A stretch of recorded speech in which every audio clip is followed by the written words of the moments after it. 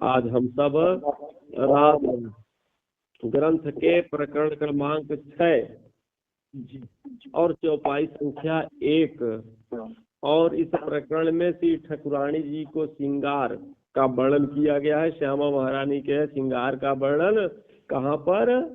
योग माया के ब्रह्मांड में जब रास मंडल जब वृंदावन से जो है इस वृंदावन से इस गोकुल से सब अपने तन को छोड़ करके नया तन धारण करके गोपियां पहुंच गई कहाँ? योग माया के ब्रह्मांड में वृंदावन में। इस वृंदावन में नहीं रास हुआ, कहाँ? योग माया के ब्रह्मांड में। उस ब्रह्मांड में योग माया का तन धारण हुआ नया और सब 16 साल की 14 वर्षीय जो है सब हो गई गोपियां। और जो उसमें राधा अर्थात श्यामा महारानी, तो कह रहे हैं कि श्यामा महारानी के श्रृंगार का स्वरूप का वर्णन हम कर देते हैं। कौन कर रहा है? मामू की प्राणनाथ जी। कि उसका वर्णन जो जब हफ्ता जेल में जब थे, कौन? प्राणनाथ जी। तो जब जेल के अंदर थे तो उनको विरह उत्पन्न हुआ, उस समय उनको उस स्वरूप का दर्शन हुआ। तो जो स्वरूप का दर्शन हुआ उस स्वरूप का वर्णन यहाँ पर करने जा रहे हैं। और इस बात को अपने सुंदर साथ जयराम भाई कंसारा को बता रहे हैं। कंसारा जी जो है तुम माया में लिप्त हो गए हो, अब तुमको मैं बताता हूँ जो मुझको जेल के अंदर जो स्वरूप का दर्शन हुआ, जो मुझको ज्ञान हुआ, उसको मैं सीधा का सीधा तुम्हारे अंदर प्रवेश करवा रहा हूँ और उसका सीधा प्रसारण कर रहा हूँ। तो क्या कहते हैं कि अखंड स्वरूपनी अस्थिर आकारे और शोभा कहूँ गण बेकरीने स्नेह और जोई जोई बचन आड़ू कै ऊंचा पढ़ना आवे बाणी माहे तेह और शोभा सिंगार श्यामा जी नो निरखू जी। अब कह रहे हैं कि मैं अपने मिटने वाले शरीर से सदा, यह शरीर कैसा है? मिट जाने वाला। तो मिट जाने वाले शरीर से सदा सत्य स्वरूप अखंड स्वरूप श्यामा महारानी के श्रृंगार की शोभा का वर्णन जो है मैं करने जा रही हूँ। क्यों? कि इंद्रावती जो है कौन है? प्राणनाथ जी। इंद्रावती सखी है यहाँ प्राणनाथ जी के नाम से। तो इसलिए कह रहे हैं कि मैं बड़े प्रेम के साथ वर्णन करने जा रही हूँ। यह कौन सा है? झूठा तन, झूठी जिह्वा, झूठी जुबान से मैं उस अखंड सत्य श्यामा महारानी के स्वरूप का वर्णन करने जा रही हूँ। परंतु फिर भी एक जैसा श्रृंगार का वर्णन यहाँ के जिह्वा से करना आसान नहीं है। उनका एक श्रृंगार का, पूरे तन में तो 16 श्रृंगार है, पर एक श्रृंगार का मैं चाहूँ कि वर्णन कर दूं, तो कह रहे हैं कि उसका वर्णन करना संभव नहीं है। तो कह रहे हैं इसलिए मैं श्यामा महारानी के श्रृंगार की शोभा को मैं देखती हूँ कि ये शोभा न आवे बाणी माहे पण साथ माटे कहवाणी ये लीला साथ ना रुदे माँ रमा डबा। तो मैं शब्दमा आणी, महामती कहते हैं कि श्रृंगार की शोभा का वर्णन यहाँ की जुबान से करना संभव नहीं है। और सुंदर सांस के वास्ते मैं जो थोड़ा मोड़ा करने जा रही हूँ, जैसे मैंने जब उस स्वरूप का दर्शन किया मुझे तो अनुभूति हो गई, मैंने दर्शन कर लिया। अगर मैं उस दर्शन का, उस श्रृंगार शोभा का अगर वर्णन नहीं करती तो आप लोगों को कैसे पता चलेगा? तो जो मेरे सुंदर सांस है उनको बताने के लिए, ताकि यह लीला सुंदर सांस के हृदय में भी बैठ जाए कि उनका नख से लेकर के सिख तक की शोभा श्रृंगार कैसा है। इसलिए कह रहे हैं कि इन्हें शब्दों में मैं पिरोया हूँ, क्योंकि शब्द यहाँ इस संसार में शब्द नहीं है कि उसको मैं वर्णन करके बता सकूं, पर उसको मैंने अपने यहाँ के शब्दों से पिरोया है, यहाँ के शब्दों से बताने का प्रयास कर रहे हैं। अब परम धाम के परमात्मा का, परम धाम के श्यामा महारानी के शोभा का, श्रृंगार का यहाँ के शब्दों से।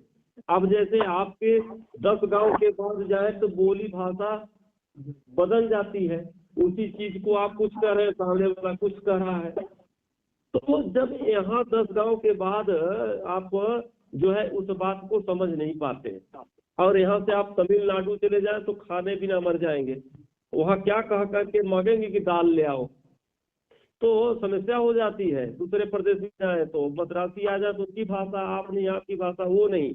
तो जब यहाँ मतलब समझाने के लिए मैं यहाँ के प्रदेशों का नाम ले रहा हूँ, तो आप यह सोचे कि अब इस झूठे ब्रह्मांड में आप हैं, यहाँ की बोली भाषा से, यहाँ के शब्द परम धाम के स्वरूप का, अब जैसे श्रृंगार उनका कि उनका जो है कह रहे हैं कि अगर उनकी साड़ी, तो साड़ी शब्द तो वहाँ का थोड़ी ना होगा, पर आपको यहाँ के शब्दों से कि उनकी साड़ी कैसा, उनका पायल कैसा, उनकी नथिया कैसा, तो इसलिए यहाँ के शब्दों से समझाने का मैं प्रयास कर रही हूँ। तो कह रहे हैं कि उनका वर्णन यहाँ के शब्दों से कुल मिलाकर के किया नहीं जा सकता। यही मान करके मैं रुक जाऊं कि यहाँ के शब्द से वर्णन नहीं हो सकता, तो आखिर हमारे जो सुंदर साथ हैं वो कैसे समझेंगे। इसलिए समझाने के लिए यहाँ के शब्दों का आधार मैं लेकर के समझाने का प्रयास कर रही हूँ। तो आप लोग इसको जो है हृदय से विचार करना और श्रवण करना। कह रहे हैं कि चरण अंगूठा अति बला, पासे कोमल आगलियो सार, रंग तो अति रलिया मणो, और तीसे नख हीरा तड़ा झलकार। अब कह रहे हैं कि मैं श्यामा महारानी के उनके स्वरूप का, उनके श्रृंगार का मैं वर्णन कर रही हूँ। इसी तरह से जितनी गोपियां, जितनी सखियां, जितनी ब्रह्म सृष्टियां उस योग माया के रास मंडल में प्रवेश की है, इस संसार के तन को छोड़ करके उन्हीं उनका सबका स्वरूप, सबका श्रृंगार उसी तरह से समझ लेना। एक का मैं बता दूं तो कह रहे हैं कि श्यामा महारानी के चरण कमलों का अंगूठा अति सुंदर है। अब देखिए कि अब सबसे पहले निचला पैर का क्या हुआ, अंगूठा। अंगूठा के नाखून से लेकर के वर्णन करने जा रहे हैं। आप एक एक चीज का ध्यान से, मतलब इतनी बारीकी से इस पर वर्णन किया गया है कि कारण उनके चरण कमल के पहले अंगूठे से आप पहुंचिए, अपने चित्त को ले जाइए उनके अंगूठे में। तो कार्य उससे अंगूठा से शुरुआत कर रहे हैं, उससे लगा हुआ फिर क्या होती है, अंगुलियां होती हैं। अंगूठे के बगल में 4 अंगुलियां हैं जो अति सुंदर, अति कोमल है, उसका रंग भी बड़ा लुभावना है। एक छोटी सी अंगुली पैर की देखें तो वो भी बड़ी लुभावना, उसको देखने के बाद दूसरी अंगुली में नजर ही नहीं हटती, लगता है बस छोटी वाली अंगुली को, और उसके बगल में देखूं तो लगता है उसको देखते रह जाऊं। तो नाखून तो हीरे की तरह चमक रहे हैं, जो उन अंगुलियों में नाखून है श्यामा महारानी के, तो कह रहे हैं वो हीरे के जैसे चमक रहे हैं। तो कह रहे हैं हीरा से पड़ते है सो बना, आज जिभ्या तिहाना पहुंचाय, आड़ी जिभ्याय जो ना कहूँ साथ ने, तो रुदे प्रकाश के मथाय। आप कह रहे हीरे की उपमा। अब हीरा तो आपका सबसे कीमती जो है कहाँ का है, इस संसार का है ना, वो यहाँ का जबेर है ना, जवाहरात है सबसे आपके झूठे संसार का। हीरा हो चाहे मोती हो चाहे पन्ना पुखराज रत्न जो भी हो, तो इस संसार का आपका सबसे बेशुमार कीमती है। लेकिन बात कहाँ का हो रहा है, योग माया के ब्रह्मांड में। अब कह रहे योग माया का हीरा समझना, इस संसार के हीरा में मात्र मत कि इस संसार का हीरा, जब इस संसार का हीरा इतना सुंदर, इतना महंगा, तो आप योग माया के ब्रह्मांड का हीरा होगा तो बताइए वह कैसा होगा। इस हीरे पर अपना दिमाग मत लगा लेना, अपनी बुद्धि मत खराब कर देना। वहाँ योग माया के ब्रह्मांड का हीरा जैसा चमकने वाला उनके पैर की नाखून है।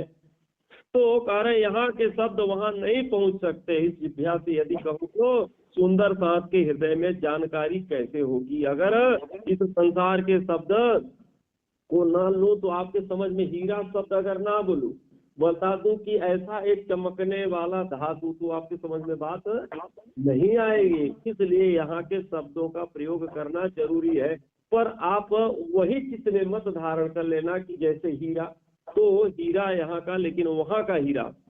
तो फड़ा तो रंग पतंग छे और कांगसा नसो निर्मल निर्धार, और पूकम रंगे पानी शोभे चरण तली भली सार। तो अब चरण में लगा हुआ अंगूठा, अंगूठे से लगी हुई अंगुलियों के ऊपर नख का वर्णन किया। अब थोड़ा सा ऊपर उठते हैं तो उसके बाद आता है चरण के पंजे का रंग कैसा है, लाल सुर्ख, लालिमा से अच्छा एकदम उज्जवल हो, उसमें लालिमा हो, सुर्ख हो। तो कह रहे हैं कि जैसे कोई गोरा व्यक्ति होता है ना, कहते हैं सुर्ख लाल। तो चरण कमल कैसे हैं, तो लालिमा दिए हुए हैं, उज्जवल के बीच में जो नसें हैं वो भी नसें उज्जवल लालिमा, पैर में नसें भी दिखाई दे रही हैं, इतना सुंदर, इतना कोमल उनके पांव पंजे। तो एड़ी का रंग में, अब फिर पीछे तरफ एड़ी में आ जाए, एड़ी का रंग भी एकदम लाल, और चरणों की तली का कुछ कहना ही क्या, कि उसकी पांव के नीचे की जो तलुआ होता है कितना सुंदर है, ऐसे चरणों की शोभा। तो लाक तो दिसे अति लेहकतो रेखा शोभित अति पाय जी, और टाकन घुटने काड़ा कोमल पीठी से वर्णवती न जाय जी। तो अब चरणों से थोड़ा सा ऊपर उठिए, तो कहते हैं चरणों के नीचे की गहराई, मतलब लाक जो थोड़ा सा गहराई नहीं होता, पाँव में थोड़ा सा अंदर गहराई टाइप का होता है ना, तो उसी को लाक कहते हैं कि अति झलक रही है। और पैरों के नीचे की रेखाएं, सबसे नीचे पैरों की नीचे की जो रेखाएं हैं तो अति सुंदर शोभायमान हो रही है।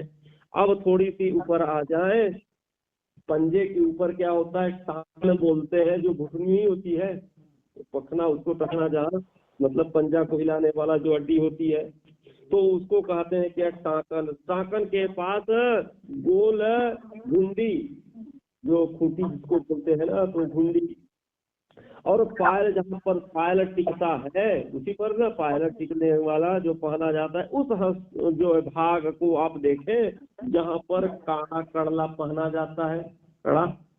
तो कह रहे हैं कि वह अति नरम है पिंडली का, तो वर्णन करना ही आसान नहीं है। अब वहाँ का इतना सुंदर जगह है कि कह रहे उसका वर्णन करना सरल नहीं है। तो कुंदन केरा नबट सोहे बिछुड़ा करे ठमकार, और माणक मोती ने नीला पाना जुगते अति जड़ाव। मामती कहते हैं कि अंगूठे की खरे सोने की मुद्रिका। अब अंगूठा जो है, फिर आ जाइए नीचे, वहां तक पहुंचे ना, तो अब कह रहे हैं कि जो अंगूठा पहने हैं तो सोने की मुद्रिका है, मुदरी, तो कह रहे हैं कि वह शोभायमान है। तथा अंगुलिये में जो बिछुआ पहनती हैं, तो वह बिछुआ जो पहनी है, जो उसमें गुरु लगे हैं, जो बज रहे हैं इसमें बिछुआ में, तो इसमें माणिक मोती नीलवी पन्ना के नग भली भांत चढ़े हैं। जो बिछुआ है तो कैसे है, उसमें माणिक पत्थर भी है, मोती भी लगा है, नीलवी है, पन्ना भी है, सबके नग बड़ी बारीकी से जड़े हुए हैं। ऐसे सुंदर अंगुलियों में, ऐसे सुंदर अंगुलियों में नख हो, ऐसी जो है उनकी नीचे की तलुआ हो जिसमें नसें भी बारीक दिखाई दे रही हो, और उनकी घुटनी भी ऐसी हो, और उस पर भी जो है इस तरह से जड़े हुए नग हो, तो कितना सुंदर होगा चरण कमल। तो करे काबी कड़ला रणझन बाजे घुंघरी तड़ा झमकार, और हेम तड़ा बाला माहे गठिया, और माहे झांझर तड़ो झमकार।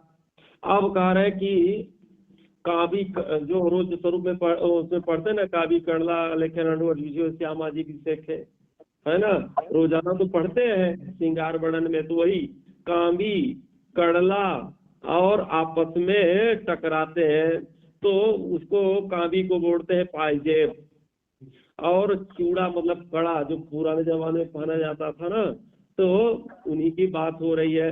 तो रणझड़ की आवाज, जब श्यामा महारानी चलती है तो रणझड़ रणझड़ की आवाज उन के घुंघरुओं से आवाज निकलती है। और कह रहे हैं कि आवाज घम घम की आती है, और वो जो है घुंघरी की आवाज, जो तीसरा अलग अलग जो जवेर पहने हैं, जो आभूषण पहने हैं, तो ऐसा नहीं है कि सबकी आवाज मिक्स हो जाए, कि किसकी आवाज आ रही है आपके समझ में ना आए।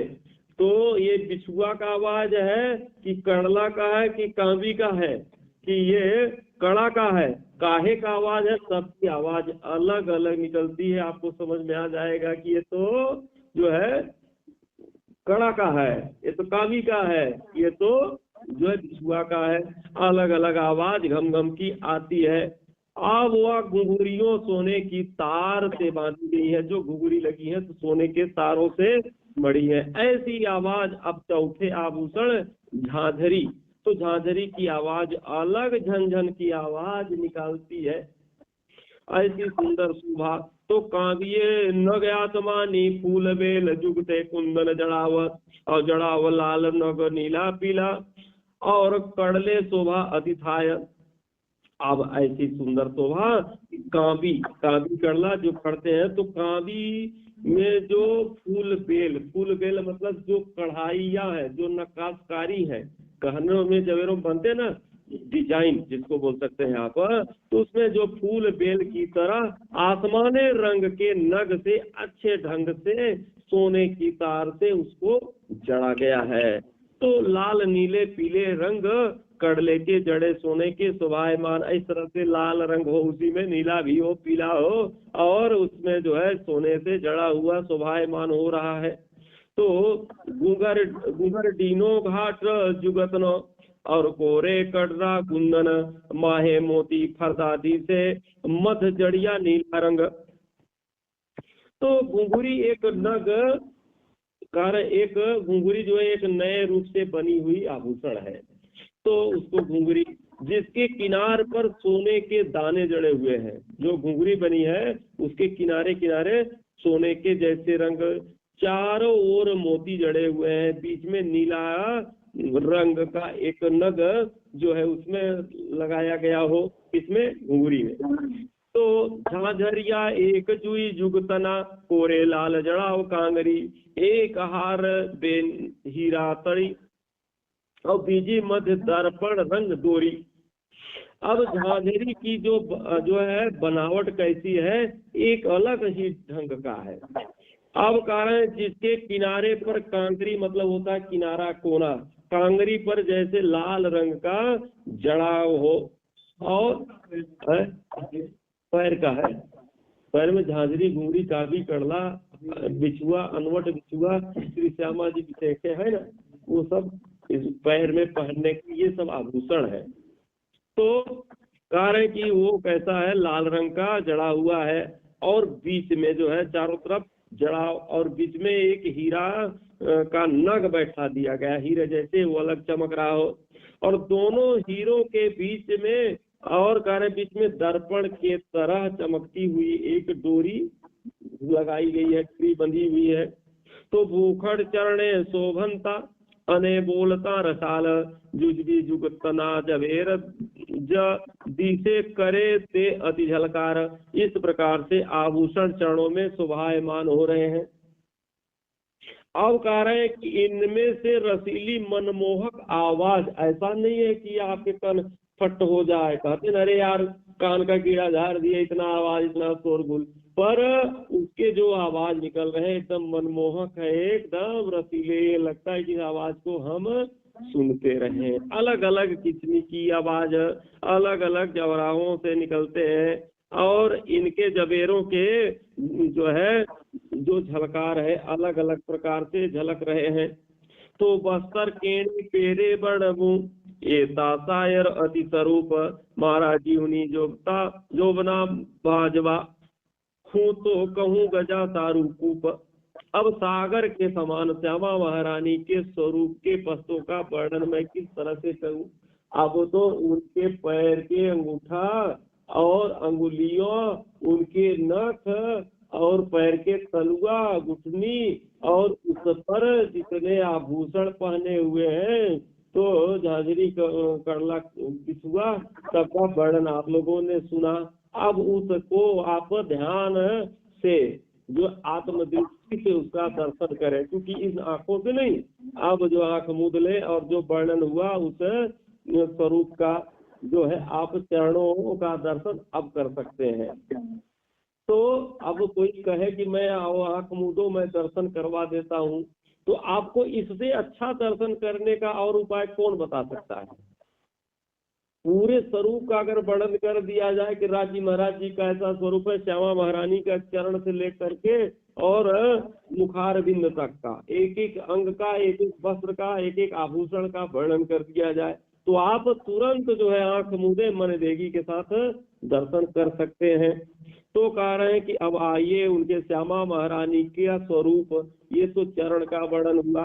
अब इसके बाद कह रहे हैं उनके वस्त्र का, उनके वस्त्रों का मैं वर्णन इस जुबान से कैसे करूं, कैसे आपको बताऊं, पर अगर न बताऊं तो आप समझेंगे कैसे, इसलिए बताना थोड़ा मोड़ा करके बताने का प्रयास मैं कर रही हूँ, अपने मन की चाह मिटाने के लिए। कह रहे हैं कि जैसे कुएं से जो है एक बाल्टी पानी आप निकाल लें तो पूरा जल थोड़ी ना निकल गया कुएं का, ऐसे ही कि हम अपने मन की शांति के लिए, चाह मिटाने के लिए थोड़ा सा उनके श्रृंगार का वर्णन कर रही हूँ अपने बुद्धि के अनुसार। तो नीली के लाहियों चरणिया, अनेमा है कसवनी भात, कोरे कोरे कांगरी इंद्रावती जुए करी खान। अब मोहम्मद जी कहते हैं कि नीले रंग की चमकदार कपड़े का लहंगा श्यामा महारानी जी पहनी है। क्या? कि नीले रंग का चमकदार कपड़े का लहंगा, जिसको घंघरी बोलते हैं, वो श्यामा महारानी पहनी है, जिसका कसीदा मतलब होता है कढ़ाई, जिसमें जो है अति सुंदर, उसको बोलते हैं ना भरत की कारीगरी, दुकानदार से कह रहे हैं भरत की कढ़ाई है, तो उसमें भरत का कसीदा किया गया है, अर्थात उसमें कढ़ाई की गई है, और जिसके किनारे पर जो है, किनारे पर कांगरी बनी हुई है। तो और इंद्रावती जी मन लगा करके उसको देख रही है, अपने आप को कह रही है कि उस सुंदर जो है नीले रंग की घंघरी जो पहनी हुई है, लहंगा जो पहनी हुई है, उसके किनारे पर सबसे चली जा रही है। जब उसका सबसे नीचे देखो, कांगरी जो है इस तरह से लहरदार होता है ना, जैसे ये हो गया कांगरी, ऐसे ही कांगरी नीचे जो है बनी हुई है, उसको मन लगा कर के इंद्रावती जी जो है देख रही है। तो कांगरी केरी जुगत जो ये दृढ़ करी ने मन, और माणक मोती हीरा कुंदन नीला ते 5 रतन। अब कांगरी की बनावट को ध्यान से देखो। अब जो उसकी कांगरी है उसको आप भी जैसे मैं बता रही हूँ, तो आप ध्यान से उसका चितवनी करो, ध्यान करो। तो कारण देखो तो माणिक मोती हीरा नीलवी और पन्ना के नग सोने के तार हो उससे जड़े हुए हैं, उसके किनारे किनारे निचले भाग में, उसके निचले भाग में इस तरह से जड़ा हुआ सुंदर क्या है, लहंगा। टाइम ज्यादा तो नहीं हो रहा है सर? ये 5-7 चौपाई और है, अभी 57 है। तो भात तो भली पेरे बड़बू और माहे बेल सुनेरी सारजी, बस्तर समियल बड़ियल दिसे और नौ सूझे कोई तार जी। मोहम्मद जी कहते हैं क्या, कढ़ाई का अच्छी तरह से वर्णन मैं करती हूँ, जो उसमें भरत का काम किया गया डिजाइनिंग का, उसका मैं वर्णन करती हूँ। तो कार्य उसमें सुनहरी बेल मतलब लताएं, जो बेलियां बना दिया जाता है ना दीवालों में, ऐसे से डिजाइन, उसको बेल बोलते हैं। तो उस पर लहंगा में क्या है, बढ़िया बेलियां बनी हुई है, फूल पत्ती के जड़ाव है, जो एक समान, ऐसा नहीं कोई किसी तरह का गड़बड़ नहीं, समान। तो कार्य उसमें कपड़े का जो धागा है वह दिखाई नहीं देता, ऐसा कि इस तरह से वह कपड़ा है कि वह धागा उसका दिखाई नहीं दे रहा है। तो अनेक विधि ना फूलज दिसे और माहे जबेर तड़ा झलकार जी, और नाड़ी तो अति शोभा धरे जेमा रंग दिसे 11 जी। तो लहंगे की कढ़ाई में अनेक प्रकार के फूल बने हुए हैं। अब कह रहे फूलों की बनावट में जो है जवेर झलक रहे, जवेर मतलब जवाहरात, जैसे हीरा पन्ना पुखराज माड़ी के, इनको जवेर बोलते हैं। इसके नग जो है जड़े हुए हैं, दूसरे में 1-2 नग प्रकार के नहीं, 11 प्रकार के जो है उसमें रंग, 11 प्रकार के धागे जो है उनके नारा में जो बद्धी होती है ना, लहंगा की जो बद्धी है। अब आप देखें कि कितना एक एक पार्ट का वर्णन किया गया है। कि लहंगा है, लंघे में जो बद्धी जाल, उसको नाड़ा बोलते हैं। तो जो नाड़ा लगा हुआ है उस नाड़े में कह रहे 11 रंग के धागों से वह नाड़ा बना हुआ है जो अति सुंदर है। लहंगे की तो बात छोड़ो, एक नाड़े तक का वर्णन किया गया है। इतना बारीकी से आपको समझाने के लिए इसके बाद भी आप दर्शन न कर पाए तो अब चमत्कारियों के चक्कर में पड़ जाए कि आओ हमारे पास, तुमको मैं परमात्मा का दर्शन करवा देता हूँ, 15 दिन मेरे साथ रहो। यहाँ तो कारण एक पल में हम दर्शन करवा देते, हर पल जब जाओ तब दर्शन करो, चाहे श्यामा महारानी का करो, राज जी का करो। ध्यान आप जो है आंख मूंदो और चितवनी करो, ध्यान लगाओ, तुरंत उनके पैर पे जो सुंदरता बताई गई, उनका लहंगा का, उनका जो है चोली का, उनके नाड़ा का, उनके पसलियों का, जो उनके बाल कैसे हैं, उनके आंख कैसे हैं, कान कैसे हैं, उनके दांत कैसे, दांत के अंदर जो उनकी जीभ है उसका तक वर्णन कर दिया गया कि बोलते हैं तो किस तरह से। तो कह रहे हैं कि अति सुंदर शोभायमान। तो नीलो पीलो श्वेत सिंदूरियो माहे कसौ बनी भांत जी, और श्याम गुलाबियो अनेकेसरियो माहे बाजू के रंगनी जात जी। अब नीला पीला सफेद सिंदूरिया काला गुलाल केसरिया जाम्बू रंग का कसीदा किया हुआ है। कसीदा मतलब कढ़ाई किया गया है। क्या? नारा जो बद्धी है उसकी बात हो रही है, बाकी की तो बात छोड़ो। कर इस तरह से 11 रंग के रंग उसमें लगे हुए हैं। तो जुगत एक पली जुई छे उभीला की लिबोइन दोर, और मान कदे दृढ़ करी दे जुए शोभित बने कोर। अब तो नाड़े की बनावट में एक और शोभा दिखाई हमको दे दिया, उसको भी मैं बता देती हूँ। क्या कि लाठी, लाठी को तो जानते हैं ना किस तरह का होता है लाठी कलर, कहते हैं सोने में लाठी भर दो, तो लाठी मतलब मैरून कलर का कत्था टाइप है। तो कारण लाठी और नींबू के रंग की जो है खड़ी धाराएं शोभाई दे रही हैं।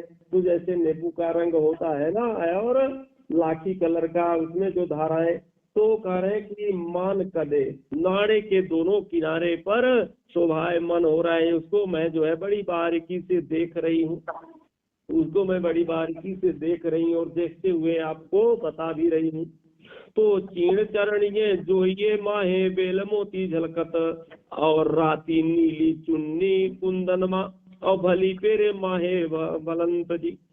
तो घाघरे की जो चुन्नट है, अब जो चुन्नट लगता है ना नेफा के किनारे से जो चुन्नट उसको आप देखो, कारण उसमें मोतियों की जो बेल झलक रही है, बेल मतलब जो लता जैसे कढ़ाई, तो उसमें मोतियों की जैसे, और लाल नीले जवाहरात सोने की भांत भांति से जड़े दिख रहे हैं, जैसे उसमें मिल गए हो। उस कपड़े में अलग उभार टाइप का नहीं दिख रहा है कि आप छुओ तो जितने नगों का वर्णन हो रहा है कि कढ़ाई है, तो छूने पर वो आपको हाथ में छुएंगे नहीं, देखेंगे तो दिखेगा, छुएंगे तो लगेगा कि कुछ भी नहीं है।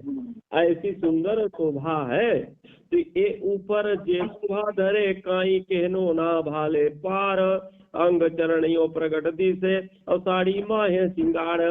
तो जो घाघरा है के ऊपर की शोभा अपरंपार है। तो अंग के ऊपर पहना हुआ घाघरा साड़ी में से झलक रहा है।